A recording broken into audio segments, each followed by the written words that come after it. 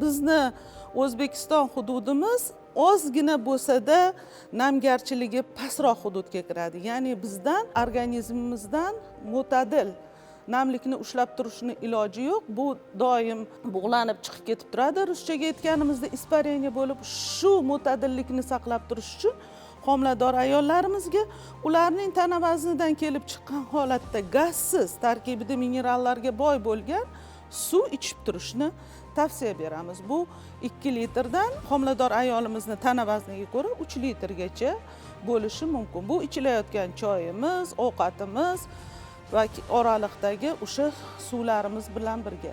Ana shunda biz homilador ayolimizning organizmiga kerak bo'lgan mineral o'g'itlarni ham, vitaminlar kompleksini ham bemalol bosa olamiz va hududimizda yetishmayotgan yod tanqisligini ham oldini olgan bo'lamiz.